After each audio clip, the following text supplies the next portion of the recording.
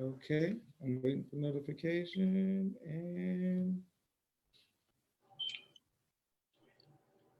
okay. I It see it. said, yes, sir. Okay, we are live. I want to thank everyone for tuning into an early morning edition of Off the Record this morning. This is the People's Podcast, and we have a great guest um, who took time out of his busy schedule, brother Abdul Malik Muhammad. First of all, I want to say Assalamu alaikum, sir. Blake Salon, sir. Excellent, excellent. I wanted to let people know that I was trying to correspond with you before you received the name uh, from the most honorable Louis Farrakhan, and it wasn't like I waited to the last minute till you got your name. But I was trying to reach out, and we both were you were busy. And man, I just want to thank you for it was an honor to see you get a name, and we'll go into that later into the conversation. Yes, sir. Alaikum salam, Sister Miriam. Alaikum salam, brother Richard Jones. Okay, the first question that I would like to know, sir, when I was younger, I saw a DVD or a video of you, and it was very inspirational. People in Chicago, everybody was talking about it, how you came from a life of streets, in the streets, being successful, and found Islam. Could you please explain to us when you first heard the teachings of the Most Honorable Elijah Muhammad? Yes, sir. I first heard the teachings in the name of Allah, the Merciful. I heard the teachings when I was in the federal penitentiary. Mm. I arrived in the federal penitentiary because I had a 25-kilo conspiracy, and they caught 1.5 million in the trunk of my car headed to Jersey. Mm. They locked me up and gave me life in prison. Mm. But I got a downward departure because I was 17 when the conspiracy went down. They caught me at 20. So they locked me up. And while I was in the belly of the beast, I ran into some FOI in there, and they took me to hear the Honorable Miss Louis Farrakhan. Yes, sir. I believe it was a tape that when the World Series was going on in Atlanta, and Yes, he sir. was right next door. Yes, sir. And like 60,000 to see the Minister and 60,000 to see the World Series. Yes, sir. So that tape right there is the pivotal tape that really got me on my quest to find the minister. Praise be to Allah. Okay, excellent.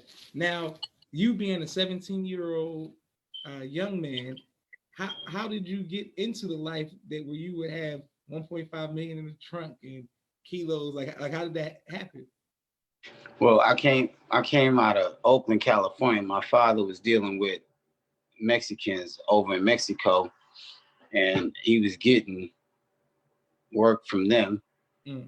And it wasn't sheltered from me. I saw it all through the house. So as I grew up as a brand new baby, on all the way up until a raid kicked off in Oakland, California, they sent me here to Chicago. I had already had all of that lifestyle inside of me. Mm. It was just a matter of time that it would play itself out. And when I got here and everyone was broke, I'm not used to being around broke people. So I was like, the only thing I know educational wise is the street game. And I learned that from my father, and I ended up getting into it and finding the good connects, which was my other family members. And that's how I was able to rise so fast in that, you know.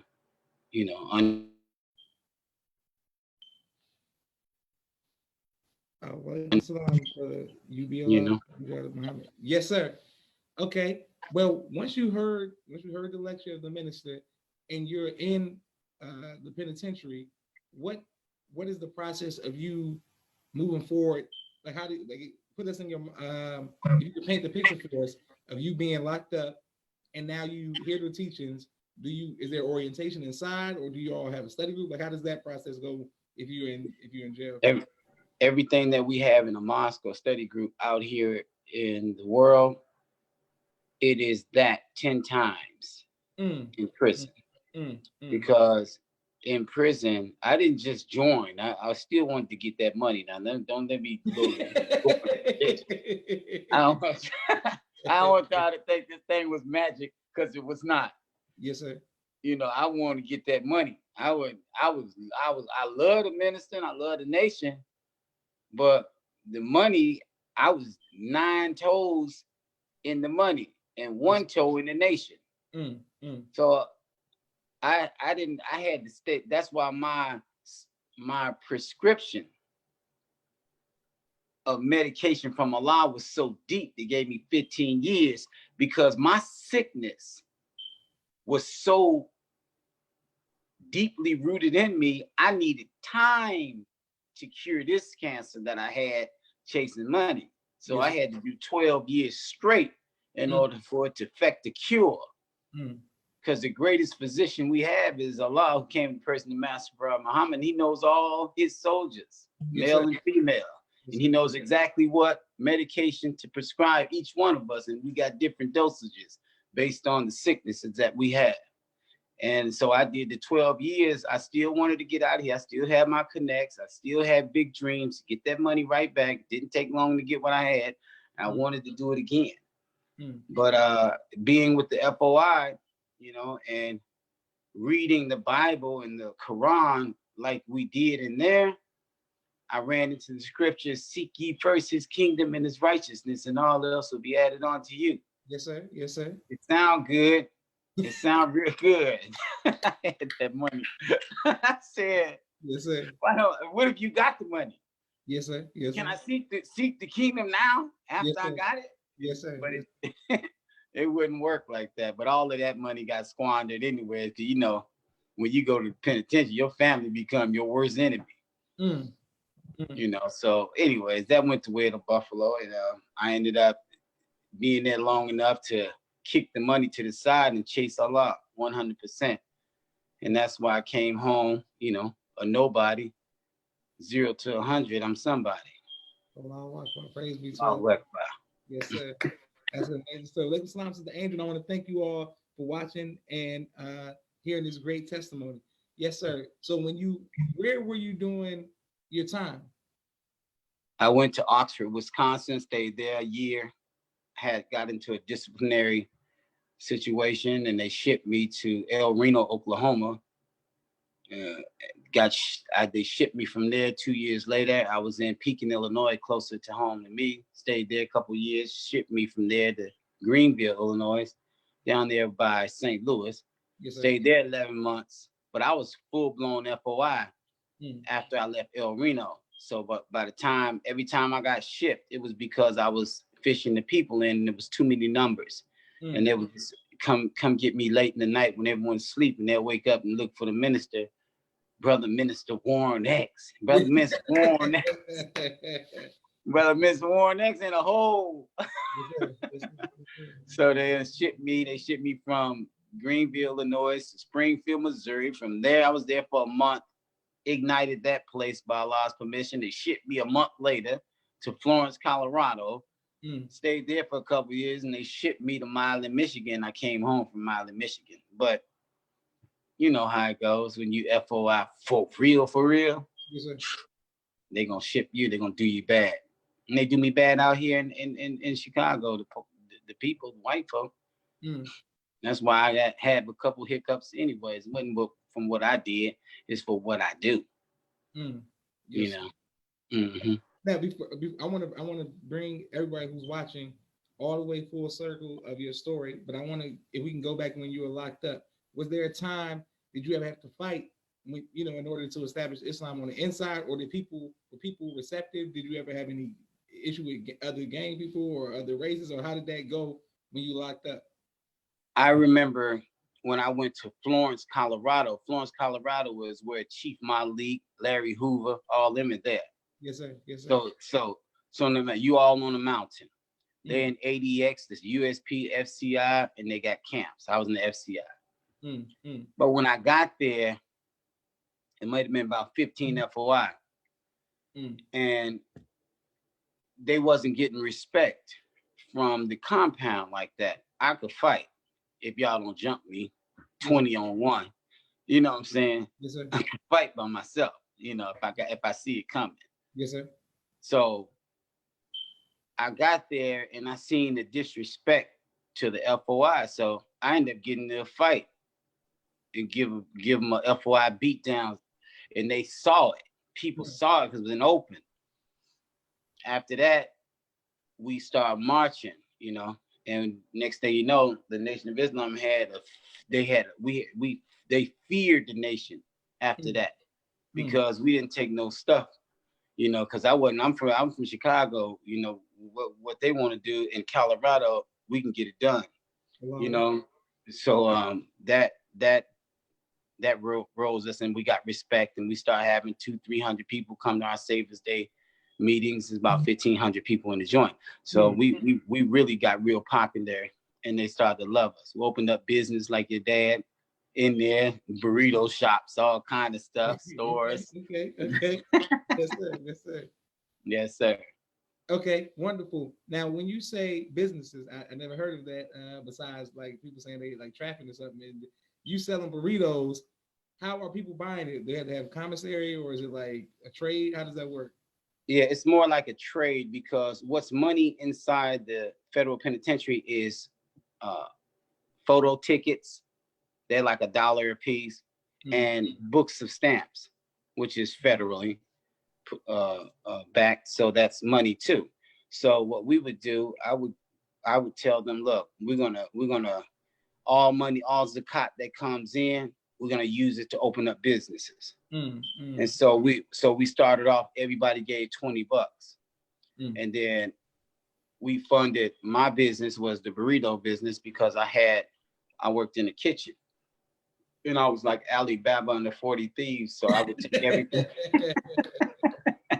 Me and the believers, we would take everything out of there, and we were gonna make burritos. And plus, they liked us. They liked us a lot.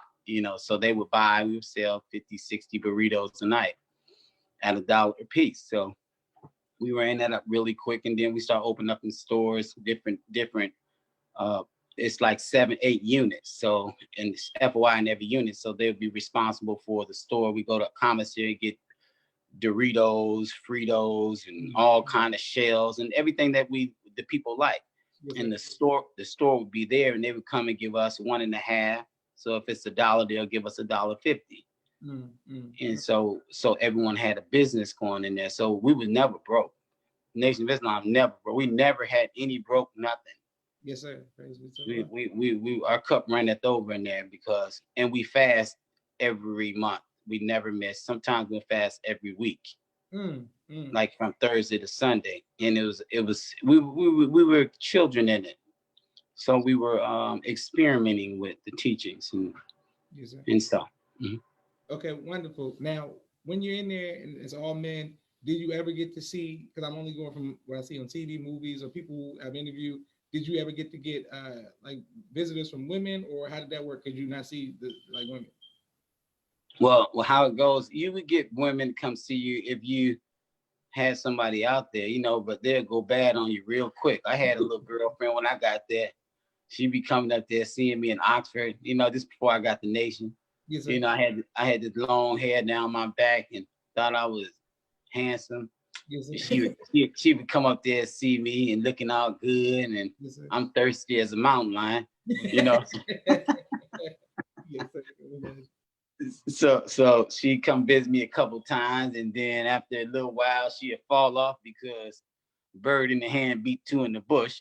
So she out there, she probably got something new, which she end up doing, and next thing you know, I'm on this journey by myself. But Allah is eliminating those things that are not conducive for what He's trying to create. Okay, yes, sir. And so yeah, we would get. I had girls like that, or you give your boys pictures. We take pictures. They'll send it to their sisters and cousins. They be, who's him? Who him? Like, so I would get a lot of visits like that. So I'm always on visits. My boy Ace, guy named Asa here in Chicago, was my comrade in there, one of them, and he always had girls. So he would give their girls pictures of me, and then I would get girls to come visit me and stuff like that. So okay, yes, sir. Okay, wonderful. Now, after you're free from the federal penitentiary, and you back into the real world, what was there a culture shock, or how did you get straight? Did you go back to the streets? Did you come to the mosque? Or how did that go? I left Milan, Michigan. My brother picked me up there. It was December 3rd, 2002. I did 12 years. Mm-hmm. I was 32, I believe, yeah. Mm-hmm. Something like that. But anyway, so I came out. Soon as he picked,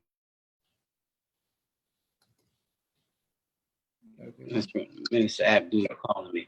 Soon as he picked me up, I said, brother, take me to the mosque. Mm-hmm.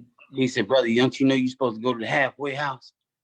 I said, brother, you're supposed to report from prison to the halfway house. I said, report me to the mosque, brother. Stop asking me no questions. He my little brother too. He's 6 years under me. Yes, so, yes, sir. Yes, sir. So we drove from Detroit straight to the mosque. I met Brother Carl, Brother Alexander, who's now Brother Ali, and Brother Edward. And I told him, brother, I'm brother from the penitentiary. I'm checking in for duty. And I'll be at the halfway house. I want you to let anybody in here know that, or you got it on record, that the first place I came to when I came out of the belly of the beast was to the mosque. Now I'm going to the halfway house to check in with them. Yes, sir. Yes, sir. So that's how that went. Okay, wonderful. Respect. Yes, sir. Walaikum salam, Sister Naima. Walaikum salam, Brother Hashim. And thank you all for continuing to watch Off the Record. Yes, sir. Now, so you're in Detroit, what you're saying, when you're out, the mosque that you go to? Yeah, I was in the same joint that the messenger was in, Milan, Michigan. And I had his job working with the staff too, the warden and all of them.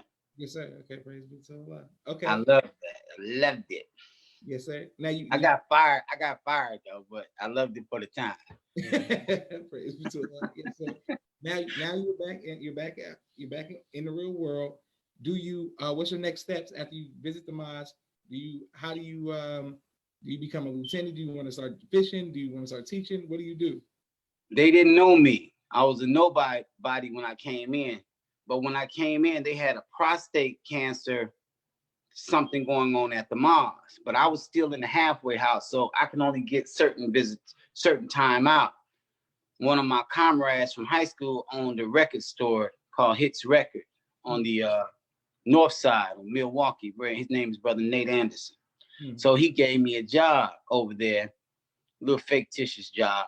I was up there. So, but it was from 9. I have movement from the halfway house from 9 to 9 in the morning, 9 at night. Okay. So I would come to the mosque, and I had bought me 2 cameras, right? Them little $2 cameras you get that's in a pack. Take it off, and you just take one and give them the reel, and they'll print the pictures out. So I had bought 2 cameras, and I remember seeing your father and everybody. While I was in the belly of the beast, I would watch the videos all the time because I was a student minister there. Yes, and so we watched videos for years. We would get all the latest videos because we had a budget.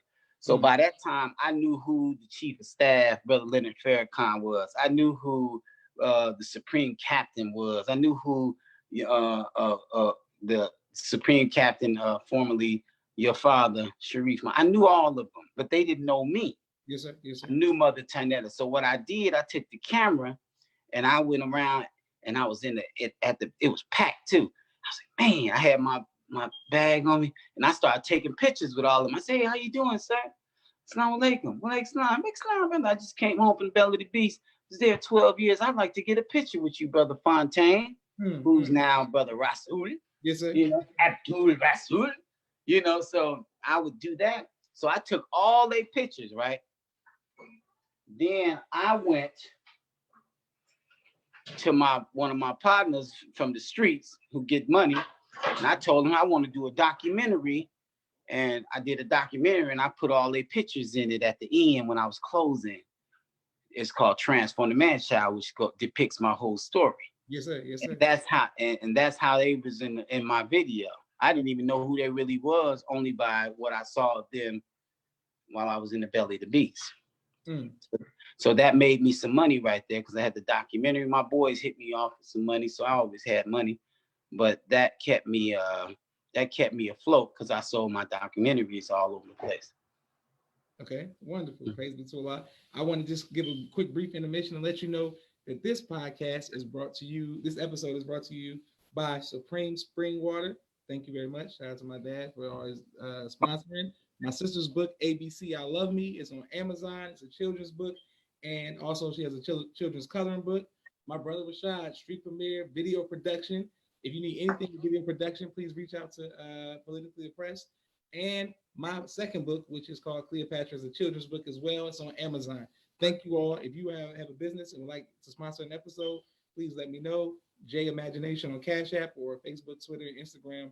Please continue to watch Off the Record, the People's Podcast. Like, share, and subscribe. Okay,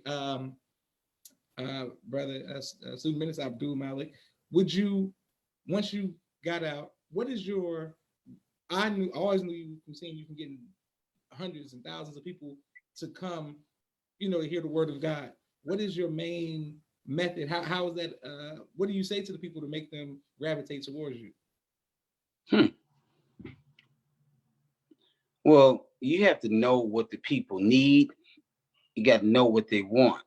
All fish are different to me because, I become a chameleon amongst the people because I'll be able to glance at them and know exactly what it was and what they need. And so I would use all kind of things to get them. I would tell them, I want to take you out, brother. Mm-hmm. They see me as a success story. That's just like somebody, Jay-Z or somebody coming to you, brother, I want to take you out. Yes, sir. They see me like a celebrity because even though I have my ups and downs, even when I'm down, you will know it. Yes, sir. You see what I'm saying? My father always told me when you get low in your funds, put on your best clothes. Yes, sir. Yes, sir. And I gifted you with a mouthpiece, so use that. That's priceless. Yes, sir. You know what I'm saying? So I would do that, and that's really a gift. But anybody can do it. You have no reason coming to the mosque with no guests. But if they don't know, then you have to teach them. Yes, the Bible says, "How shall they know except they have a teacher?" Yes, sir. Yes, sir. And how shall they have a teacher except he be sent? And we got one from the Honorable Min Farrakhan. And when you love something, really, really love it, you're gonna fight like a dog in the street. Yes, sir. For that which you love, and that's what I do. So right now, I came up with this piece right here. This here is what we're putting on for the 29th of December. We only had a couple weeks to put it together, but we're looking at thousands of people to show up. Yes, sir. The bait is beautiful. Stop the violence, shoot for 1,000. Speak the language of the people. Yes, sir. Shoot for 1,000. That's what they be saying. They lose a couple hundred. They lose a couple hundred on a crap game. I see them. They so funny. Shoot for 1,000. Yes, sir. Because you mad. Because you done lost 200-300. Now you try to get your 300 back plus. Yes, sir. So yes, sir. Now you want to shoot for 1,000. But this here is going on December 29th, and I want you to promote this too. Yes, sir. But we've signed up over 500 and some people already. But this here is a good tool. They shooting from half court, and they could win $1,000 if you nail it. Okay. Yes, sir.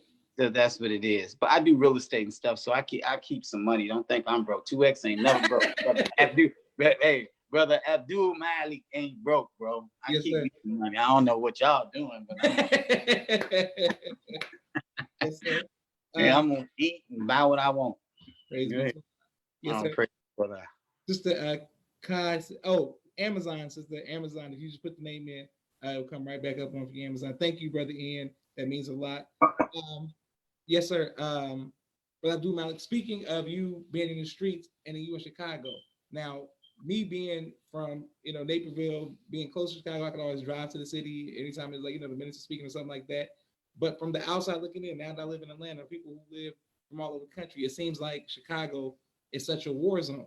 Every day is a rest in peace. Every day is drill music. As people are, the picture is being painted that it's just rough out there. Do you ever fear for your life when you go into the community? And if so, how do you rise above that fear? No, it's almost like the Africans who live in the Serengeti. Mm, mm. If you watch some of some of the geographics, you'll see the black man walking with a spear in his hand, and it's three of them, and they walk through prides. Yes, sir. And that will be more threatening and more fearful to us than to walk through the ghettos of America. Mm, This mm. man just walked through 40 different lions, and the lions got up and moved out their way. Yes, sir. Yes, sir. Yes, sir. And that's how I feel and the believers feel here in Chicago who have the spirit of Master Farad Muhammad. When we go into situations, the problems cease and desist. When I walk up, they all the gangbang. That's what I want. Them the ones I bring to the mosque. Yes, sir. Yes, Because sir. they easy to us because we understand that they just putting on a facade. They're really gods. Yes, sir. Yes, sir. But we're fighting against the European, whether he's in white sheets or black robes, Yes, sir. Yes, sir. fighting against you. You know, so we have to have an aura about ourselves. Yeah, the youngsters may kill one another. You don't have youngsters killing older brothers. A 16-year-old shot a 35-year-old. You don't see that. That's very rare. It's more so the 16 shot a 16, a 15 shot a 15 or 17. It's all the murders you see be young babies. But that's just one of the tricks that the European used when he said kill all the baby boys and spare the female. Yes, sir. You know, but it's so high in knowledge and degrees that most people who chew the chud, like the 85%ers, they can't understand that. Yes, sir. Only reason I understand it because I'm taught by the greatest teacher who ever stood on 2 feet on this planet, and that's the Honorable Minister Min Farrakhan. Yes, sir. And I happen to be right up under him, so the heat on me from him is so tremendous, it eliminates all ignorance. Yes, sir. Yes, sir. Yes, sir. Okay, wonderful. Now, did you ever receive death threats because of your work in the mission, or were you ever afraid? Did somebody ever say, if you come out here talking to Muslims, you know what I'm saying? Did you ever have to overcome that, or has it always been love? It's always been love, but I do have some death threats, but it's not from the brothers in the street. Mm. You know, it be hypocrites in the ranks. Mm. Mm. You see what I'm saying? You know, the messenger told us that headquarters is honeycombed with hypocrites. Yes, sir. Yes, sir. So I never had no battles with nobody in the streets. The ones I had in the streets, I could see it coming and I eliminate them. You know, I could go get them out here. I got men out here. Yes, sir. That's not in the nation. Yes, sir. You don't want to play with me like that. Yes, sir. Yes, sir. You know, but you know, my only problem would be that I've ever had was from hypocrites in the ranks.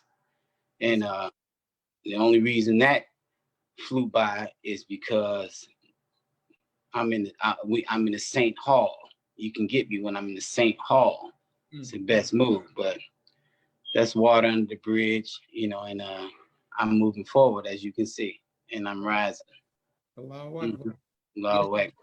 That's now for the people who are younger, who want to do something positive and they receive hate or jealousy or envy from outside, or maybe from hypocrites or people, you know, who are jealous. How do you overcome jealousy and envy? How do you overcome that? Focus on your goal. And the envy and jealousy is likened to a football game. Your goal is to get across the finish line to get a touchdown. Yes, sir. But you're on your way there, you're going to have linebackers and safeties and corners that's going to impede your progress. Yes, sir. Yes, sir. But if I focus on that linebacker and focus on that corner, I never make it to my goal because now I'm mad at you. Yes, sir. Yes, sir. Yes, sir. Mm-hmm. All right. Great teacher. Yes, sir. Now, the other, maybe a few weeks ago, when I saw the Most Honorable Min Farrakhan call you up front, give you a holy name by the grace of God, what was that? What did that feel like? And what did that mean to the people who supported you, your family, and those who supported you all these years, to see you get acknowledged by the man who saved your life, my life, and the lives of others? I didn't know he was going to do it because we were at the end. you know, the leader always, he know his children. Yes, sir. I'm one of his children, and you are too. And many of us are. He's the father of all of us. Yes, So, like any good father, he don't let you know when he's about to bless you. yes, sir. So he really hit me with a blind punch that time, Yes, sir. because we were at prayer. We were about to pray. He'd already spoke. He gave us a beautiful message, and we digested, and we're gonna go home and continue to digest it. But when we were about to go, he was like, I got something, right at prayer. I'm through. I'm over with. This is it. I'm not gonna go all night. Y'all, I can preach to y'all till the cows come home. We like, yeah, man. So we know about that. Especially us in Chicago. Yes, sir. And so he's like, yeah. So, but I'm not tonight. He's like, not tonight. Yes, sir. Yes, sir. He said, but I'm gonna ask you. He says that, and he said, oh, where's my fisherman? Yes, sir. Yes, sir. So at that time, my heart started beating. I didn't stand right up because he hadn't called me. He's called me on stage dozens, at least 10 times already. Yes, sir. Prior to this time. Yes, sir. When I won the car, when I won the fishing thing, when all kinds of times he caught me up on stage. Yes, but he hadn't done it in a while, So when he calls me, I look around to see if anybody would stand. So he started looking at me, and I just popped up. But when I was in there, I was in like a little state of shock. That's why I couldn't remember my fishing team, because I got some brothers I'm training. Praise be to Allah. And so I was talking to him when we were up there talking, and we had a little chat, Yes, just basically him telling me how much he loves me and all the things that he feels about me. And, likely I doubled that. Whatever he said, I said it 10 times better than him, trying to get, let him know, please, I'm here for the long haul. I'll be buried by FOI, So we talked, and he allowed me to call my team up. Yes, sir. And, it's funny that he did, because when we were fishing, this is our 9th week straight. We had over 60 guests. This is our ninth week right now. Yes, and next week we stand to have thousands, because it's only like 1,136 seats. I counted the seats yesterday to find out. Yeah. So I need to know how many do I need to chase. You don't know your goal. How you going to chase something if you don't even know where you're trying to get? Yes, sir. So I did that and got that. But the minister, he really shook me up that time. But I know one thing: since I got my name, I got an A+ on everything. Yeah.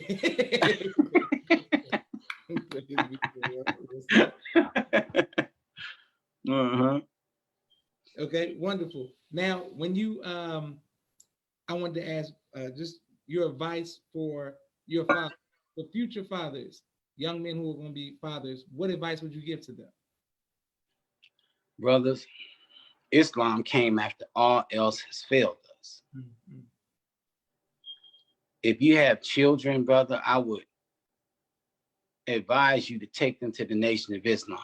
Mm-hmm. Maybe you're not ready. Maybe you selling dope. Maybe you selling weed. Maybe you popping pills. Maybe you doing whatever you're doing, bro. We all have our shortcomings, and we all have our ups and downs. But the children don't have no shortcomings right now.